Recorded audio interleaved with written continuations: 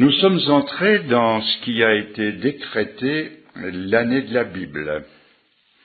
Je remercie les organisateurs de cette rencontre spéciale de ce soir et je suis très sensible à l'honneur qui s'attache à cette invitation d'être en quelque sorte le représentant de votre communauté pour affirmer les vérités que nous aimons transmettre au plus grand nombre.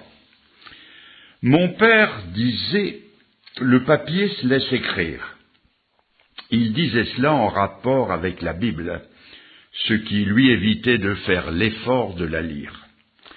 J'étais à bonne école, et s'il était un livre que je me gardais bien de lire, c'était celui-là. Ce qui ne m'empêchait pas d'en lire beaucoup d'autres, de les croire bien qu'ils fussent tous imprimés sur du papier qui se laisse écrire. Ce que je vais partager avec vous ce soir, je ne l'ai pas toujours cru, ce qui écarte tout a priori. Je parlerai des 7 raisons qui m'ont amené à croire que la Bible est bien d'inspiration divine.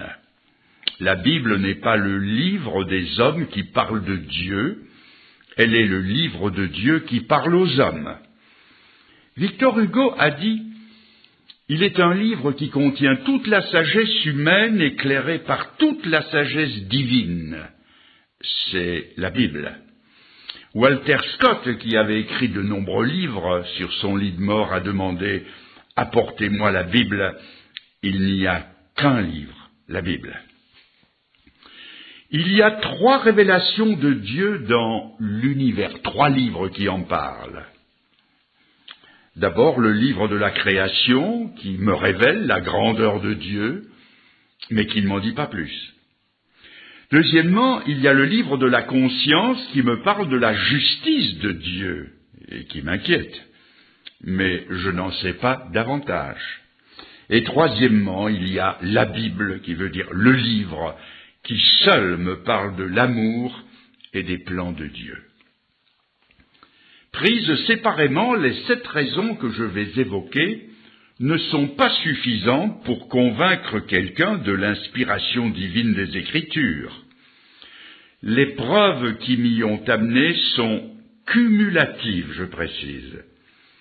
Si dans un procès, l'accusation ou la défense n'ont qu'une pièce à apporter au dossier, l'affaire risque d'être classée sans suite. Mais s'il y en a 7, le cumul de ces preuves va peser d'un poids énorme sur les débats. J'apporterai des éléments internes et externes à la Bible elle-même. Je crois à la Bible, premièrement, parce qu'elle n'est pas parole d'homme, mais parole de Dieu. Plus de 3000 fois il y est dit « Ainsi parle l'Éternel ». Non pas « Ainsi dit Abraham »,« Ainsi dit Ésaïe »,« Ainsi dit Jérémie »,« Ainsi dit Paul ou Pierre », mais « Ainsi dit l'Éternel ».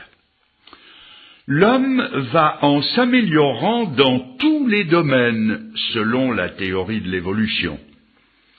Si la Bible est un ouvrage d'homme, l'homme devrait donc être capable d'écrire une meilleure Bible. Car ce que l'homme a pu faire, il l'a toujours amélioré. Dans le domaine de la radio, je pense aux vieux postes à galène d'après la Grande Guerre, qui étaient prodiges en grésillement. Aujourd'hui, on en est à la stéréophonie et à la très haute fidélité. Même chose pour le gramophone à aiguille du papa Edison, qui a laissé sa place au CD et au laser. En 1940, il y avait, paraît-il, une station de télévision expérimentale à Paris. On y devinait plus qu'on y voyait quelque chose, on en est maintenant à l'image numérique. En 1913, Henri Blériot traversait péniblement la Manche et Lindbergh, en 1927, traversait l'Atlantique à bord de son Spirit of St. Louis. Aujourd'hui, on en est à l'astronautique. En littérature, Louis Racine n'avait pas le génie de son père, Jean Racine, mais il pouvait corriger les vers de son père. Ce qui veut dire que ce que l'homme a fait, il l'a toujours amélioré. Si donc c'est l'homme qui a écrit la Bible, il devrait être capable d'en écrire une meilleure. Or, tous ceux qui s'y sont essayés n'ont pu que la tronquer et la dénaturer. Deuxièmement, je crois à la Bible en raison de l'unité du livre. Ce qui me permet de croire à l'inspiration de la Bible, c'est son unité. Le livre est en réalité composé de 66 livres sous une seule reliure. Son temps de composition s'étend sur 1500 ans. Plus de 40 auteurs vivant à des époques et dans des conditions différentes, et dont la plupart ne se sont jamais connus, ont été employés à sa rédaction. Parmi eux, il y avait des rois, des bergers, des législateurs, des citadins, des paysans, des intellectuels, des juifs, et même un médecin d'origine étrangère. Et l'ensemble forme un tout homogène et harmonieux. Par comparaison, prenons 40 médecins contemporains, je souligne, contemporains. Mettons-les dans des endroits séparés et demandons-leur de soutenir chacun une thèse sur, par exemple, le cancer, ses origines, son traitement, sa guérison. Une fois les 40 thèses réunies, on a toutes les chances de se trouver devant 40 avis souvent contradictoires, ce qui n'est jamais le cas avec la Bible. Comment expliquer cela ? L'une des dernières avancées de l'astronautique est la mise sur orbite de la station internationale. Les nombreuses et différentes parties de cette station orbitale ont été fabriquées dans plusieurs pays du monde. Or, ces pièces si différentes les unes des autres donnent au montage dans l'espace un assemblage parfait. Pourquoi et comment ? Parce qu'il y a un esprit maître à la base de tout le travail. De même, il y a à la base de la Bible un grand architecte, un esprit maître, le Saint-Esprit. Voici ce qu'en dit l'apôtre Pierre, lui-même conduit par ce Saint-Esprit. Ce n'est pas par une volonté d'homme qu'une prophétie a jamais été apportée, mais c'est poussé, porté par le Saint-Esprit que des hommes ont parlé de la part de Dieu. Certes, il y a des passages difficiles, mais pas de contradiction. Par exemple, dans un des évangiles, on voit un aveugle venir à Jésus et être guéri. Dans un autre qui rapporte la même scène, un deuxième aveugle apparaît qui n'est pas mentionné dans le premier récit. Y avait-il deux aveugles ou un seul ? Y avait-il contradiction ? Je ne me suis pas achoppé à cette difficulté, mais elle m'a posé un problème. Il m'est arrivé une aventure qui m'a aidé à dépasser ces apparentes contradictions, des contradictions d'apparence. Pendant mes études en Angleterre, c'était au temps où ces pauvres Anglais, je dis pauvres avec un accent circonflexe, ces pauvres Anglais n'avaient pas encore inventé le système décimal. Leur livre sterling se divisait en 20 shillings, et le shilling en 12 pence, qu'au singulier on appelait un penny. Un vrai casse-tête pour le continental que j'étais. Je me souviens d'une étudiante française qui, se rendant au magasin, renversait tout simplement son porte-monnaie sur le comptoir et disait « Servez-vous ». À cette époque, j'avais la tignasse touffue et flamboyante d'un rouquin, ce qui nécessitait bien un coup de peigne de temps en temps. Et comme il m'en fallait un peigne de poche, en passant devant un de ces bazars où l'on vend de tout, je vois des peignes affichés à 9 et à 11. Vite, je fais mentalement le calcul, et j'en conclus que 9 ou 11 shillings, c'était vraiment trop cher. Mais pris d'un soupçon, je me ravise, je reviens sur mes pas, et regardant de près, je m'aperçois que ce n'était pas des shillings, mais qu'il s'agissait de pence. Tout changeait, c'était l'affaire du siècle, et du coup, j'ai acheté 2 peignes, celui à 9 et l'autre à 11 pence. Le même jour, dans une discussion de groupe, on parlait entre nous de la difficulté pour les étrangers de compter l'argent dans ce système archaïque. J'en ai profité pour raconter mon aventure en me servant de l'exemple du peigne à 9 pence. Un peu plus tard, dans la même journée, je me suis retrouvé dans un autre groupe où le même sujet a été évoqué. J'ai raconté mon histoire de peigne, mais en me servant cette fois-ci de l'exemple du peigne à 11 pence. Or, il se faisait qu'un étudiant, une étudiante à vrai dire, qui était dans le premier groupe, était aussi dans le suivant. Elle a posé sur moi un regard ironique et elle m'a dit « Quelle inflation ! En 2 heures, les 9 pence sont déjà devenus 11 pence. » Pour elle, il y avait une contradiction évidente, mais pas pour moi. Les 2 récits étaient justes. J'aurais même pu donner une 3e version de la chose en employant l'exemple des 2 peignes à la fois. Et c'est sans doute ce qui s'est passé dans le récit de ces 2 aveugles. L'un des évangélistes a rapporté l'extraordinaire guérison en mettant l'accent sur l'un des 2 aveugles, peut-être le plus démonstratif, tandis que l'autre évangéliste, pour parler du même miracle, a mentionné les 2 parce que le but n'était pas qu'il y ait 1 ou 2 hommes, mais de faire connaître celui qui était capable d'accomplir de tels prodiges. Dans le cas des aveugles, comme dans celui de mes peignes, les choses n'étaient pas contradictoires, mais complémentaires, comme le sont aussi les 2 côtés d'un même billet de banque. Troisièmement, je crois à la Bible parce qu'elle a résisté à tous les assauts. Jamais livre n'a subi tant d'outrages et de calomnies.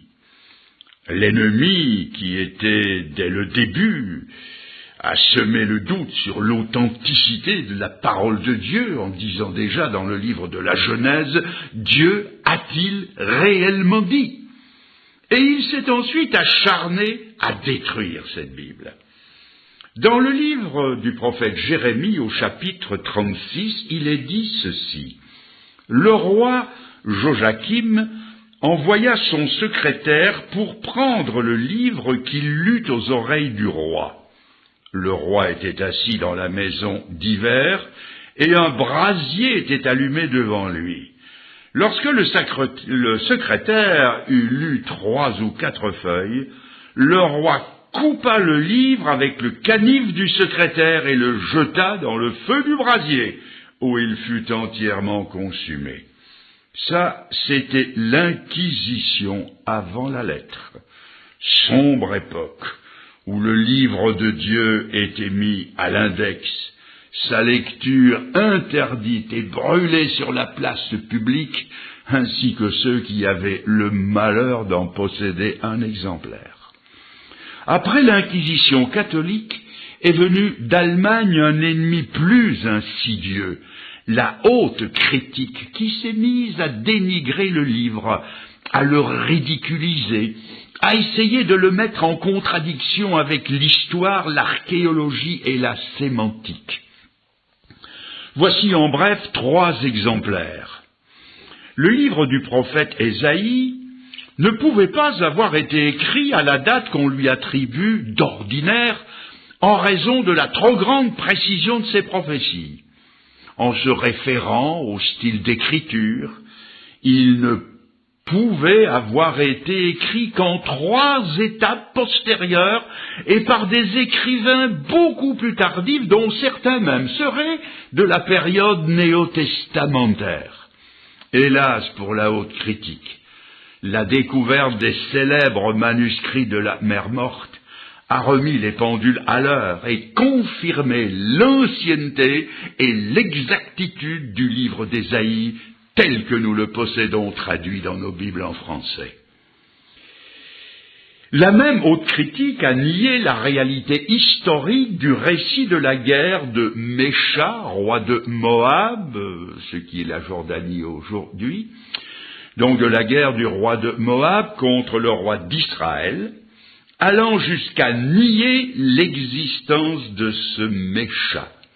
Mais il suffit aujourd'hui d'aller au musée du Louvre pour y voir exposée la fameuse stèle dite Pierre de Moab, découverte en 1866 où le roi Mécha fit graver le récit de sa guerre de libération contre le roi d'Israël. Et encore, Voltaire se gaussait de la Bible à propos de la ville de Ninive. Selon lui, une si grande métropole dont on ne trouvait aucune trace ne devait jamais avoir existé, sinon à titre de légende, car il tenait pour impossible et ridicule la disparition d'une pareille métropole. Mais sous l'impulsion du Conseil de France, M. Botta, des fouilles furent entreprises en 1842 qui confirmèrent l'authenticité historique de la ville et du même coup la vérité de la Bible. Quatrièmement, je crois à la Bible parce que si elle n'est pas un traité scientifique, et j'appuie, elle n'est pas un traité scientifique. Mais quand elle parle de science, elle le fait d'une façon magistrale. Et en voici quelques exemples. Le livre de Job, qui passe pour être l'un des plus anciens de la Bible, dit, dans son chapitre 26, en parlant de Dieu, « Il étend le septentrion sur le vide, et il suspend la terre sur le néant. » Or, Job ne devait connaître que la cosmologie de son temps, où l'on croyait que la terre reposait sur le dos d'un gigantesque éléphant, lequel reposait sur une tortue géante, laquelle nageait dans une grande mer. Quant à la mer, personne ne disait sur quoi elle reposait. Comment Job, qui devait partager certainement les erreurs de son temps, a-t-il pu écrire que le septentrion était suspendu sur le vide et la terre suspendue sur le néant? Notion impensable à son époque. Celui qui a inspiré ces paroles à Job, lui, le savait. Avant qu'Isaac Newton ne découvre la loi de la gravitation universelle, découverte somme toute assez récente, Job dit dans son chapitre 38, « Noues-tu les liens des Pléiades, ou détaches-tu les cordages de l'Orion? Fais-tu paraître en leur temps les signes du zodiaque? Et conduis-tu la grande ours avec ses petits? » Écoutez à présent. « Connais-tu les lois du ciel? Et règles-tu son pouvoir sur la terre? » Connais-tu les lois du ciel? Et règles-tu son pouvoir sur la terre?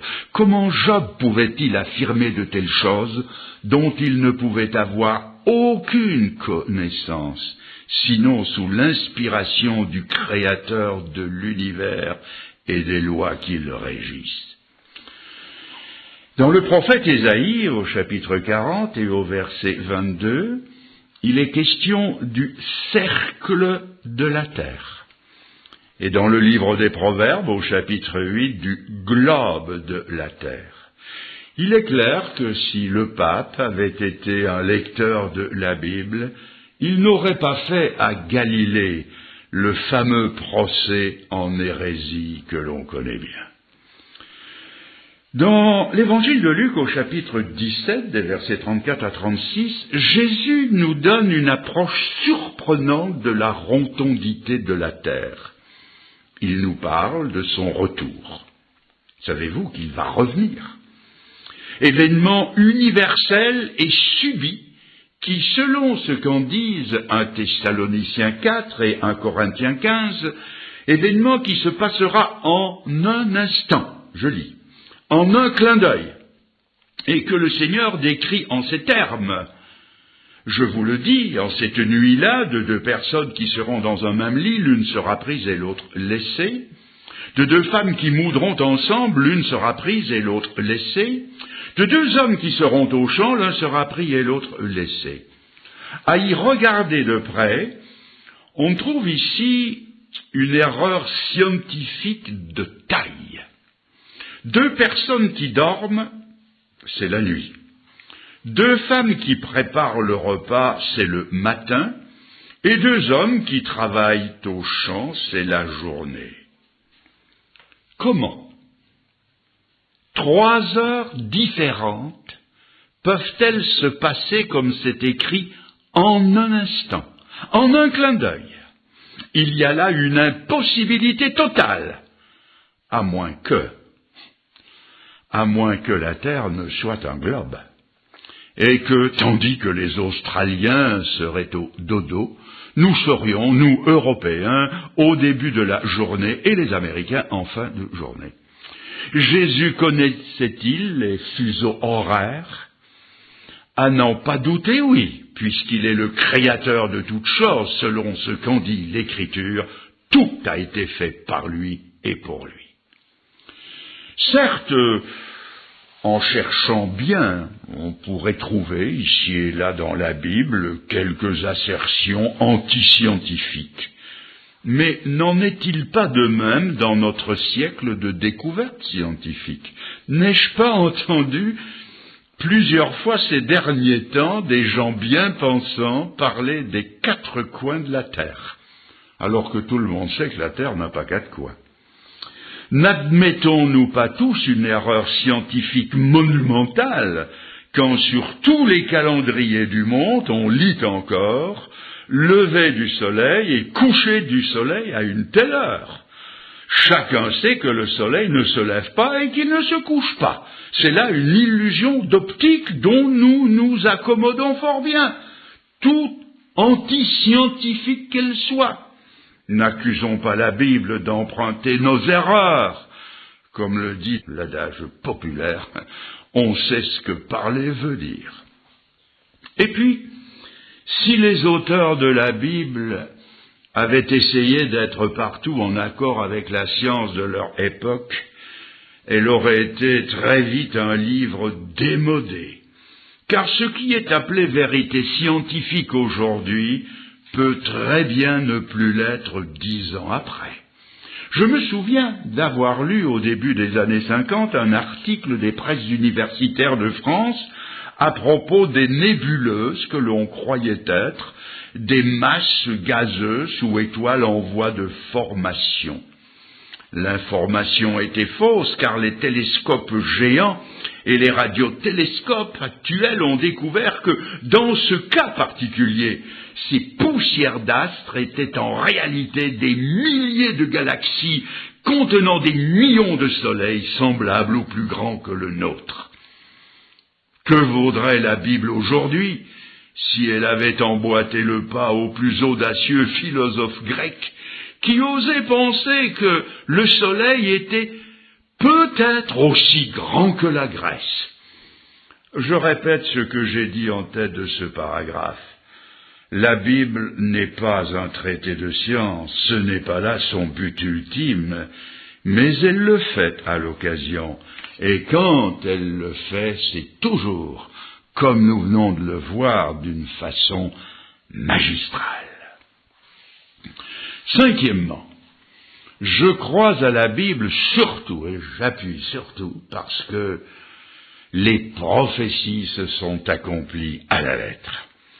À plusieurs reprises dans le livre du prophète Ésaïe, Dieu lance un défi aux voyants et autres diseurs d'avenir de toutes les époques.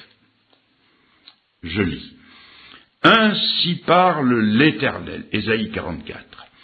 Ainsi parle l'Éternel. Je suis le premier, je suis le dernier, et hors de moi, il n'y a point de Dieu.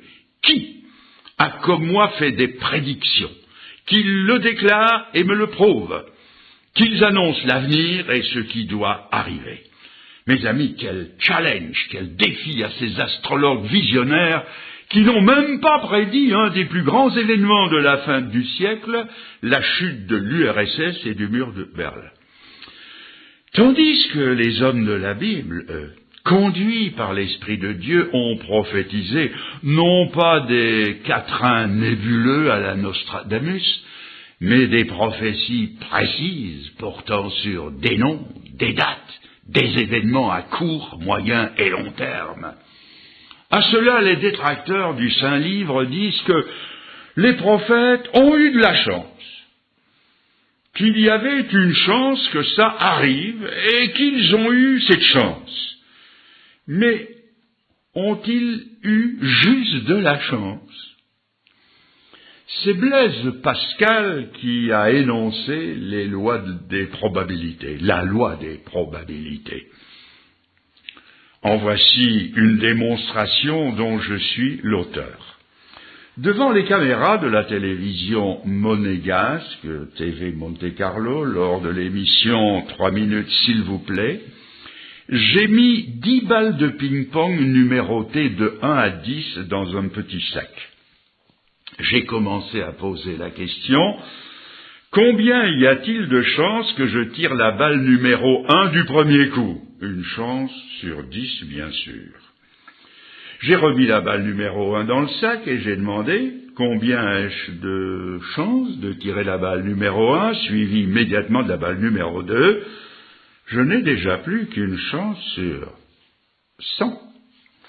Je n'ai pas été plus loin que cette deuxième démonstration, mais j'ai continué mes questions. Si je veux sortir les balles 1, 2, 3 à la suite, je n'ai plus qu'une chance sur 10 fois 10 fois 10, soit une chance sur 1000.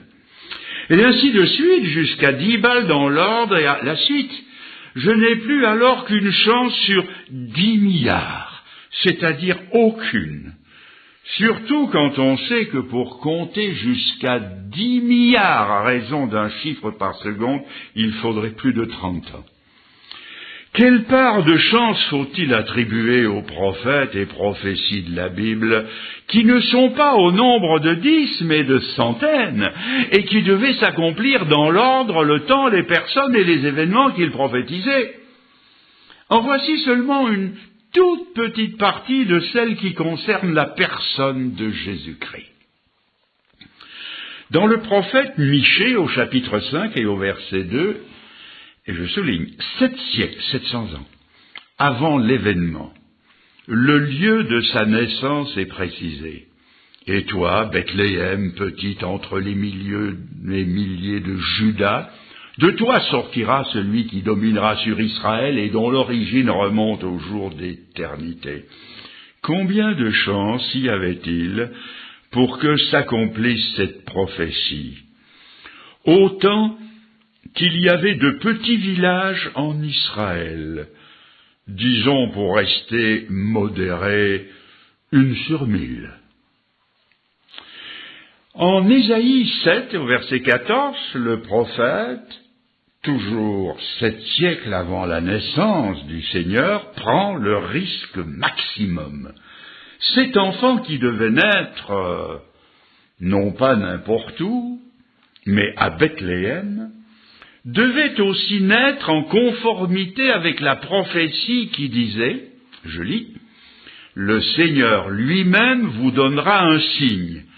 Voici, la Vierge deviendra enceinte et elle enfantera un fils. » Si moi j'avais dû prophétiser la naissance du Christ, jamais je n'aurais choisi l'impossible comme Ésaïe l'a fait, car il n'y avait humainement parlant aucune chance que cela s'accomplisse.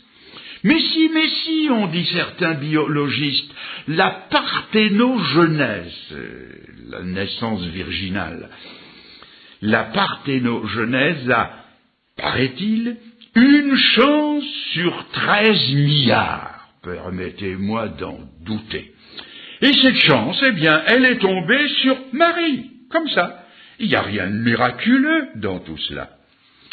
Mais il ne faut pas oublier que cette chance sur 13 milliards doit être multipliée par 2, puisque cet enfant devait être un fils et non une fille.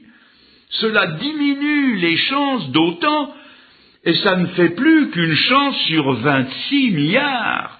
Mais ces 26 milliards doivent être multipliés par les 1000 villages possibles où ne devait pas naître le Christ.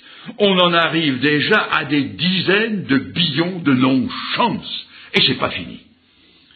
Zacharie, au chapitre 9, et là 5 siècles avant la venue du Seigneur, pousse encore plus loin la précision et prophétise son entrée triomphale à Jérusalem, non pas sur un cheval de parade, ou sur un chameau, ou sur un char romain, ou sur un éléphant des Indes, ou à pied, ou dans une Cadillac de luxe, mais ni même sur un âne, mais sur... Et je lis à présent, pousse des cris de joie, Jérusalem, voici ton roi vient à toi, il est humble et monté sur un âne, sur un ânon, le petit d'une ânesse. Par combien faut-il multiplier ces billions de millions qu'il faut encore multiplier par le nombre de capitales du monde, puisque c'est dans une seule d'entre elles, à Jérusalem, que cela devait se passer. En plus, en Zacharie 11, 5 siècles avant les faits, il est écrit que le roi à venir devait être trahi pour 30 pièces d'argent. Et il s'exclame avec une ironie douloureuse, 30 cycles d'argent, ce prix magnifique auquel ils m'ont estimé, le prix d'un esclave sur le marché. Et Zacharie 12 poursuit en disant que son côté serait percé. Par combien faut-il encore multiplier les chiffres astronomiques déjà évoqués? 1000 ans, je dis bien 1000, avant que cela n'arrive, David, le roi, qui était aussi prophète, l'auteur du psaume 22, décrit le supplice de la croix en ces termes. Ils ont percé mes mains et mes pieds. Or, la crucifixion était un supplice romain. Et à l'époque où ces lignes étaient écrites, Rome n'existait pas encore. D'entrée, le même psaume prophétise « Mon Dieu, pourquoi m'as-tu abandonné ?» Le cri que le Seigneur a poussé à la croix. Les sceptiques disent que le Christ connaissait cette prophétie le concernant et qu'il aurait dit ces paroles afin qu'elles soient accomplies. Si même on retenait cette idée, le fait inexplicable reste qu'il fallait non seulement l'accomplir, mais le prophétiser 1000 ans d'avance. Si Jésus connaissait cette prophétie, je l'admets, les soldats romains connaissaient-ils celle écrite quelques lignes plus loin? Ils se partagent mes vêtements et tirent au sort ma tunique. Ont-ils joué au dé la tunique du Seigneur afin d'accomplir cette prophétie? Il y a quelques années, lors d'une exposition de la Bible, j'ai guidé un homme d'origine juive à qui j'ai donné des explications sur la Bible. Arrivé au Nouveau Testament, auquel les Juifs ne croient pas, n'adhèrent pas, il a haussé les épaules et il m'a fait comprendre que cela ne l'intéressait pas. J'ai ouvert la Bible au livre du prophète Ésaïe, de l'Ancien Testament donc, en ayant soin de mettre le pouce sur le nom. Et je lui ai lu ces extraits tirés du chapitre 53, écrit 700 ans avant les événements, et qui donne une description magistrale de la mort expiatoire du Messie sur la croix. Je lis. Méprisé, je lui ai lu, méprisé, abandonné des hommes, homme de douleur et habitué à la souffrance, semblable à celui dont on détourne le visage. Nous l'avons dédaigné, nous n'avons fait de lui aucun cas. Cependant, ce sont nos souffrances qu'il a portées, c'est de nos douleurs qu'il s'est chargé, et nous l'avons considéré comme puni, frappé de Dieu humilié, mais il était blessé pour nos péchés, brisé pour nos iniquités. Le châtiment qui nous donne la paix est tombé sur lui, et c'est par ses meurtrissures que nous sommes guéris. L'Éternel a fait retomber sur lui l'iniquité de nous tous. Semblable à un agneau qu'on mène à la boucherie, à une brebis muette devant ceux qui la tondent, il n'a point ouvert la bouche. Quoiqu'il n'ait commis de violence ni de fraude, il a plu à l'Éternel de le briser par la souffrance, après avoir livré sa vie en sacrifice pour le péché, à cause des souffrances de son âme, parce qu'il s'est livré lui-même à la mort, qu'il a été mis au nombre des malfaiteurs et qu'il a porté les péchés de beaucoup d'hommes, l'œuvre de l'Éternel prospérera entre ses mains. Je lui ai demandé ce qu'il en pensait, et avec détachement, il m'a dit « Oui, ça, c'est votre livre ». J'ai alors ôté le pouce qui cachait le nom d'Ésaïe, quelle ne fut pas sa surprise de découvrir que toute une page des évangiles et de la doctrine de mon livre était écrite dans le sien. Ce regard dans le passé devrait suffire à démontrer l'inspiration divine des Écritures. Cela s'explique par le fait que le Dieu qui a inspiré les prophètes existe, lui, au-delà du temps, et qu'il était déjà dans l'avenir pour le décrire. Car si Dieu n'existe pas, l'avenir non plus n'existe pas. Seul existe dans la mémoire le passé connu, le présent se vit au jour le jour, quant à l'avenir, il ne peut se connaître puisque au-delà du présent, il n'y a que le vide. Derrière le présent d'aujourd'hui, il y a rien. Or, rien ne peut rien savoir de ce qu'il y a après lui, forcément. À moins, bien sûr, que, comme cela a été suggéré, les prophètes aient dit n'importe quoi et qu'ils aient eu de la chance. Cela nous ramène au calcul des probabilités. Je vais essayer de jouer au prophète qui a de la chance. Je situe le lieu de ma prophétie sur 3 ponts célèbres de 3 pays de la francophonie européenne. Et vous en choisirez un selon le pays où vous habitez. Le pont Neuf à Paris, le pont du Mont-Blanc à Genève, ou le pont de Fragnier à Liège en Belgique. Et je dis, tel jour de tel mois, à telle année, une jeune femme traversera le pont. Vous allez sourire et vous me direz que c'est pas sorcier et que j'ai mis toutes les chances de mon côté. Je poursuis.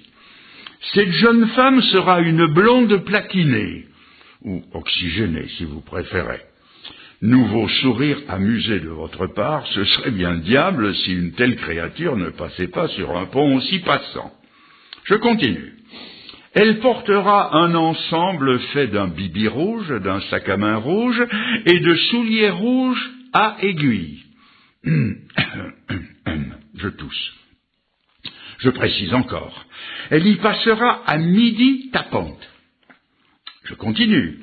Elle aura dans son sac un billet de 50 € et 3 pièces de 2 €. Et j'achève. Elle portera une montre Oméga avec bracelet en crocodile et elle a un grain de beauté derrière l'oreille gauche. Je sais ce que vous allez penser. Vous connaissez la fille et vous lui avez offert la montre et vous avez rendez-vous avec elle à midi sur ce pont. Et vous auriez raison.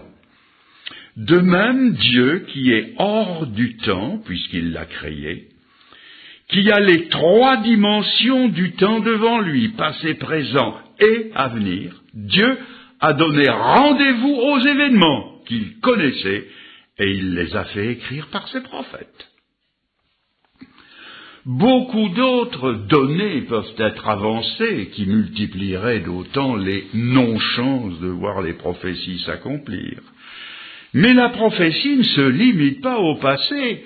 Tout un autre pan de la prophétie nous concerne directement, nous qui vivons au début de ce 3e millénaire. On pourrait écrire des livres sur le sujet. N'ayant malheureusement pas le temps de l'aborder, je me contenterai d'en citer quelques-uns sans les développer. Les événements de Palestine.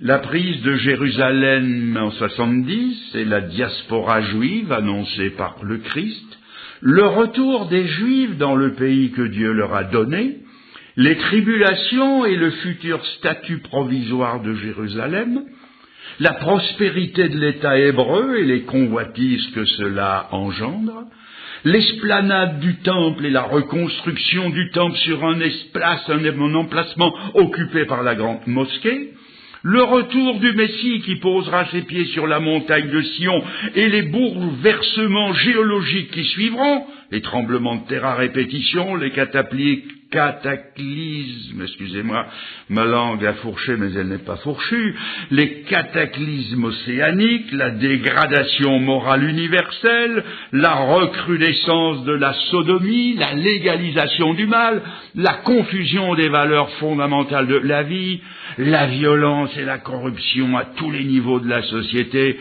les états de guerre permanents, les famines, les épidémies, l'apparition d'un dictateur mondial, l'antéchrist à la tête d'un empire occidental ou mondial hyper puissant, hyper cruel, persécuteur des croyants et chose prophétisée par le détail, ce qui a fait dire à quelqu'un « Quand je lis le journal, j'ai les nouvelles d'hier ou d'avant-hier, mais quand je lis la Bible, j'ai les dernières nouvelles de demain et d'après-demain. »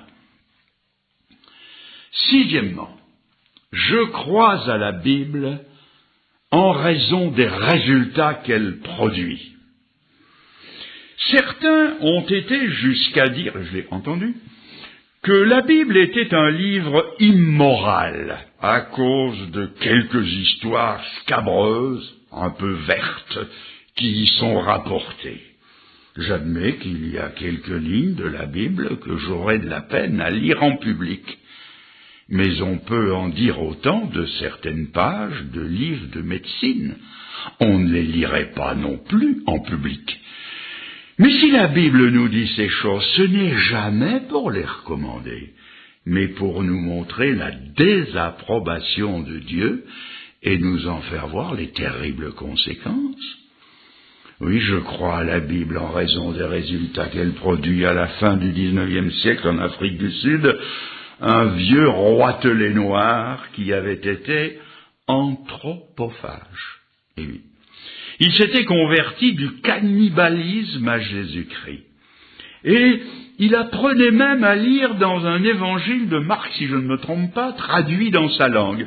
Et un jour qu'il ânonnait péniblement les syllabes en lisant dans son livre, un blanc, sûr de lui, la pipe aux lèvres, s'est moqué du livre qu'il essayait de comprendre. Et ce roitelet noir lui a répondu en anglais petit nègre, que je traduis en français, « Monsieur, si ce livre n'était pas vrai, au lieu d'être là devant moi à fumer votre pipe, vous seriez maintenant dans mon estomac. Oui, je crois à la Bible, en raison des résultats qu'elle produit. J'ai connu celui qu'on appelait le petit Robert de la Croix-Bleue, qui n'a rien à voir avec le dictionnaire qui porte son nom. Il était coiffeur de son état et malheureusement buveur invétéré. Il était devenu dépendant de la boisson au point d'être continuellement sous l'emprise de l'alcool, de la bière dans son cas. Il en avait même besoin pour coiffer ses clients, car en état de manque, il était incapable de bien faire son métier. La situation dans le foyer s'était dégradée au point que sa femme l'avait déjà quitté 2 fois. Une dernière fois, elle lui a dit Tu viens avec moi à la Croix-Bleue ce soir où je pars, je te quitte et je ne reviendrai plus jamais. » Pour ne pas perdre sa femme, il s'est décidé d'aller avec elle ce soir-là à la Croix-Bleue. Un mot d'explication pour ceux qui ne sauraient pas que la Croix-Bleue est une organisation protestante évangélique du genre des AA, alcooliques anonymes, pour la prédication de l'évangile aux buveurs. Notre petit Robert s'y est donc rendu, étant plus que d'habitude sous l'influence de la boisson. Il n'a évidemment rien compris du message et des témoignages de délivrance. Vers la fin, selon la coutume, ceux qui le désiraient étaient priés de s'avancer et de signer un engagement, avec l'aide de Dieu, de ne plus boire pendant une période de leur choix, quelques jours, plusieurs semaines, plusieurs mois, ou même à vie. Et je l'entends encore raconter. Dans ma soulographie, je me suis avancé et j'ai signé que je ne boirais plus pendant 3 semaines. Le lendemain matin, il s'est retrouvé dans son salon de coiffure. Il s'est souvenu qu'il s'était engagé la veille à ne plus boire et il s'est dit « Mais qu'est-ce que j'ai fait ? J'ai signé que je ne boirais plus pendant 3 semaines, moi qui ne peux pas ne pas boire pendant 3 heures. » Il était comme un lion en cage en attendant son premier client. Il avise alors un livre que sa femme avait posé sur l'appui de la fenêtre. C'était le Nouveau Testament, la deuxième partie de la Bible. Il s'est mis à le lire jusqu'à l'arrivée du premier client. En attendant le client suivant, il a repris le livre, et ainsi de suite. Client après client, et jour après jour, il s'est mis à lire la Bible, à la prendre au sérieux, et il n'a plus jamais touché à la boisson, et il en a été entièrement délivré. Oui, je crois à la Bible, à cause des résultats qu'elle produit. 7e, je crois à la Bible parce qu'elle me révèle Jésus-Christ, le Fils de Dieu, le Sauveur. Laissez-moi vous brosser un raccourci de la plus belle histoire du monde. J'ai bien dit un raccourci. C'est la nuit dans les plaines de Bethléem, des bergers gardent leurs troupeaux, et souvent ils lèvent les yeux vers le ciel étoilé. Est-ce qu'un jour le ciel va visiter la terre comme l'ont promis les prophètes? Quand donc viendra ce Messie sauveur attendu depuis si longtemps? Tout à coup, le ciel se peuple d'une armée d'anges, des messagers de l'au-delà, proclament « Aujourd'hui, dans la ville de David, il vous est né un sauveur qui est le Christ, le Seigneur. » Des personnages importants, des mages venus de l'Orient lointain, suivent une étoile, une lumière mystérieuse qui les conduit vers le lieu où il y a un petit enfant, le même que les bergers ont vu coucher dans une crèche, et ces riches voyageurs lui offrent de l'or, de l'encens, de la myrrhe. Mais déjà dès sa naissance, la mort menace cet enfant que ses parents emmènent en Égypte, où pour un temps ils sont des requérants d'asile. On le retrouve 12 ans après, en adolescent qui a grandi en sagesse et en stature. Et à l'âge où les garçons ne pensent qu'à taper dans un ballon et à faire sauter des pétards, lui est assis au milieu des théologiens et il les étonne par la pertinence de ses questions. Et aux reproches que lui fera Marie, sa mère, il donnera une réponse surprenante. Ne fallait-il pas que je sois occupé des choses de mon père? Après 18 ans d'anonymat complet, il réapparaît âgé de 30 ans et, sous les yeux étonnés de sa famille, il se met à dire et à faire des choses inhabituelles. Je lis. Il allait de lieu en lieu, faisant du bien à tous, guérissant les malades et délivrant ceux qui étaient sous l'emprise du diable.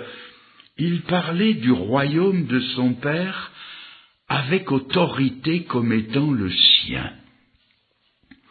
Il parlait d'un royaume où il n'y aurait plus de malades, et il le prouvait en donnant un avant-goût. D'un mot, il guérissait les maladies incurables de son temps. Les lépreux étaient guéris, les boiteux marchaient, les grabataires quittaient leur lit de souffrance, les paralysés retrouvaient la souplesse de leurs membres. Il parlait d'un royaume, son royaume, où il n'y aurait plus de cataclysme. Il ne se contentait pas de le dire, il le prouvait. Il parlait à la mer déchaînée et lui ordonnait de se taire, il parlait aux vents en furie et les éléments tempétueux lui obéissaient. Il parlait d'un royaume où la justice habiterait, où il n'y aurait point de famine, ni de petits enfants affamés, maltraités, et il le prouvait. De 5 pains d'orge et de 2 poissons du lac, de ses mains de créateur, il multipliait la matière et nourrissait d'un seul coup des foules évaluées à 5, 10, 15 000 personnes. Il parlait d'un royaume, son royaume, où il n'y aurait plus d'aveugles, et il le prouvait en redonnant la vue à des aveugles et même à des aveugles-nés. Il parlait d'un royaume, le sien, où la mort ne serait plus, et il le prouvait. C'était pas chez lui des promesses électorales. Et il le prouvait en rendant à une pauvre veuve son fils qu'on portait en terre, et en faisant sortir du tombeau son ami Lazare, qui sentait déjà. Tout cela et 1000 autres choses, émerveillait les uns, et vous l'avez compris, indisposait les autres qui le jalousaient. Ceux qui étaient envoyés pour le surprendre dans ses paroles, après l'avoir entendu, revenaient en disant « Jamais homme n'a parlé comme cet homme. Son enseignement était accessible à tous. C'est avec simplicité et autorité qu'il parlait de la vie après la vie. Il soulevait le voile de l'au-delà et confirmait qu'il est réservé aux hommes de mourir une seule fois, après quoi vient le jugement. Mais il parlait aussi de la maison du Père. Et il apportait la délivrance à ceux qui, par crainte de la mort, nous dit l'Épître aux Hébreux, étaient toute leur vie retenus dans la servitude.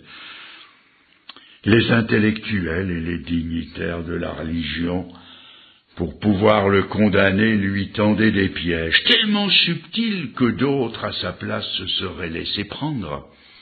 Un jour, pour le prendre en défaut, ils sont venus le trouver en 2 clans opposés, mais unis pour la circonstance. Les pharisiens, défenseurs attitrés de la religion, et de l'autre côté, les hérodiens tenants de l'empereur. Avec des propos doucereux, ils lui ont demandé s'il fallait ou non payer l'impôt à César. S'il disait oui, les pharisiens l'accuseraient d'être pour l'occupant et contre Dieu et le peuple. S'il répondait non, les hérodiens se saisiraient de lui pour rébellion contre l'empereur. Quoi qu'il réponde, il était compté out. La fin de la confrontation est rapportée au chapitre 20 de l'évangile de Luc. Jésus, apercevant leur ruse, leur répondit « Montrez-moi un denier. De qui porte-t-il l'effigie et l'inscription ? De César, lui répondirent-ils. Alors il leur dit « Eh bien, rendez à César ce qui est à César, et rendez à Dieu ce qui est à Dieu. » Et ils ne purent rien reprendre dans ses paroles, mais étonnés de sa réponse, ils gardèrent le silence. Il n'était jamais pressé, et il n'était jamais en retard. Il n'y a, paraît-il, que les gens pressés qui arrivent en retard. Il vivait à l'heure de Dieu. Il lisait dans les pensées et les consciences. Il voyait là où les hommes ne voient pas. Quand il a demandé à la Samaritaine d'appeler son mari, elle a dit « Je n'ai pas de mari. » Pardon. Tu en as eu 5, et celui que tu as maintenant, ce n'est pas le tien. Le sentiment de culpabilité qui envahit cette femme l'a amené à la repentance et au salut. Une autre fois, il est entré dans Jéricho. Un certain Zachée, contrôleur des impôts de la ville, voulait le voir, mais comme il y avait trop de monde et qu'il était de petite taille, il hissé sur un arbre. Et quand Jésus l'a aperçu, assis sur la branche, et bien qu'il ne se soit jamais rencontré, il l'a appelé par son nom et lui a dit ce qu'il nous dit à tous, ce qu'il vous dit à tous ce soir. Zachée, hâte-toi de descendre, car il faut que je demeure dans ta maison aujourd'hui. Il faut que je demeure dans ton cœur ce soir. Il relevait et révélait l'hypocrisie des officiels de la religion. Il renversait les tables dressées dans le temple par ceux qui en faisaient commerce, et il les chassait avec des termes très forts parce qu'il faisait de la maison de Dieu une caverne de voleurs. Il en savait trop, et surtout il en disait trop. Eux espéraient en un Messie qui instaurerait un nouvel ordre politique, qui bouterait les Romains hors du pays, qui rétablirait la gloire passée, la prospérité d'Israël, une sorte de Messie social. Mais lui n'était pas venu pour les délivrer des Romains, mais pour les délivrer de leurs péchés, de leurs préjugés, pour les délivrer d'eux-mêmes. Mais ça, il n'en voulait pas et ne voulait même pas en entendre parler.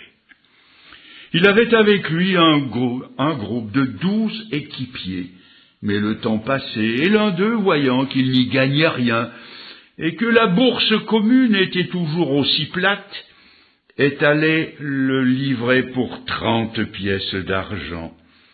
C'est alors mise en branle contre lui la sombre période des abandons, des trahisons, des reniements, des défections, des fuites, des découragements et des lâchetés.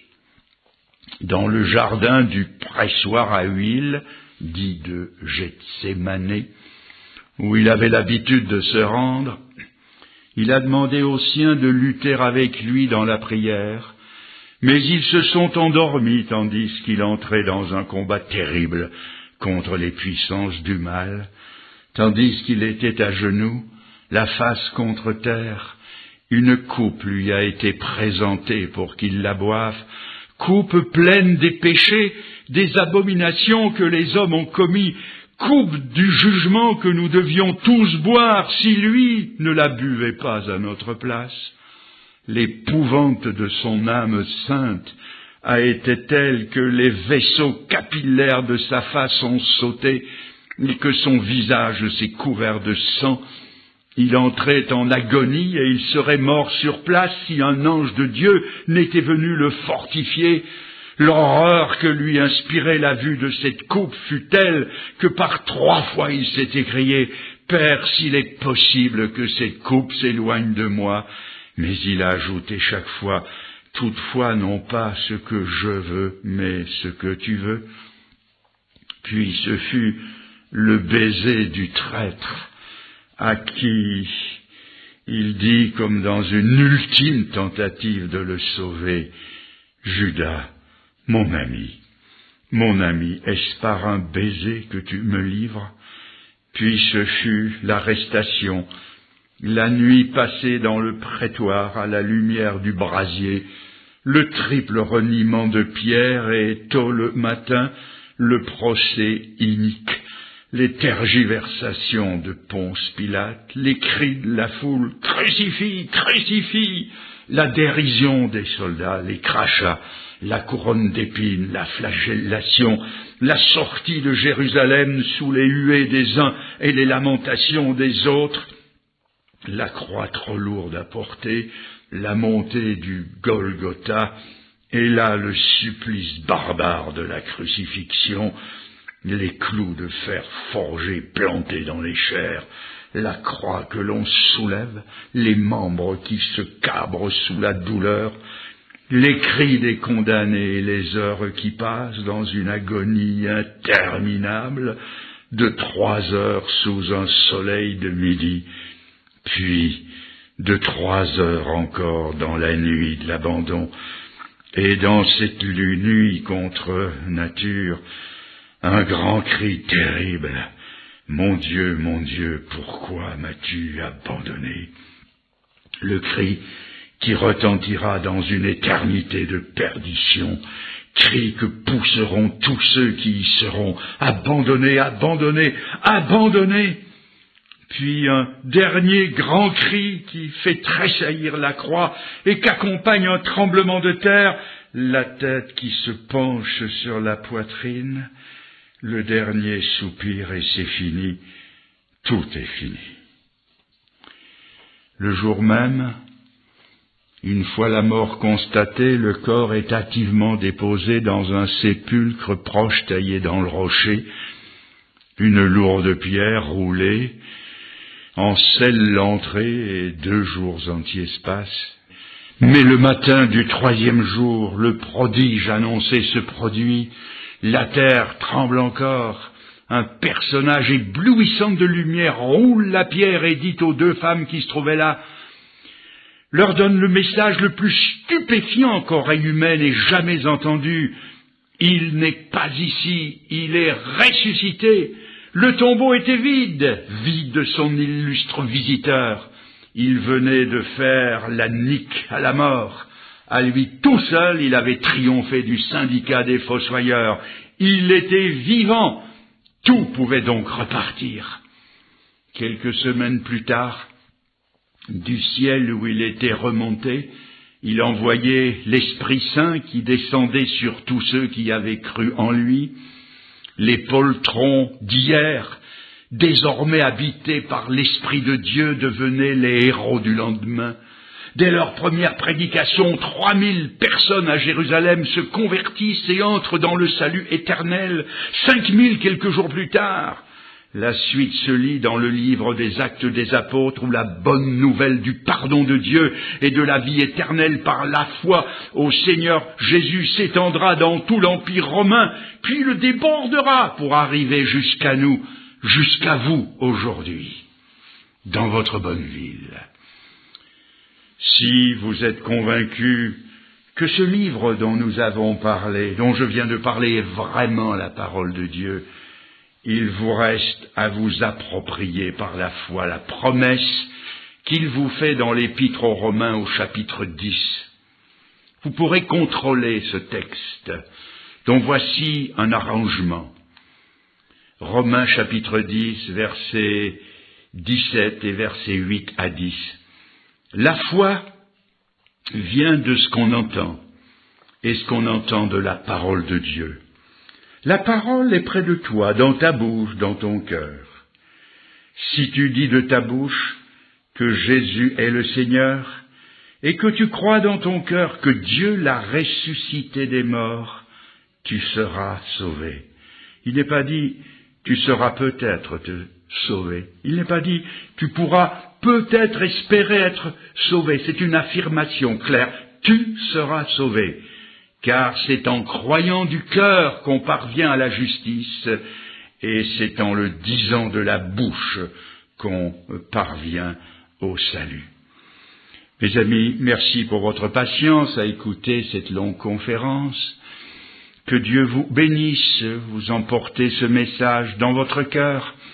Peut-être que quelqu'un l'ayant capté se proposera de vous l'offrir. Vous pouvez prendre contact avec les responsables. Nous nous reverrons donc dans une prochaine rencontre et nous poursuivrons sur cette étude de ce livre extraordinaire qui s'appelle la Bible, la parole de Dieu. Merci et bonne soirée.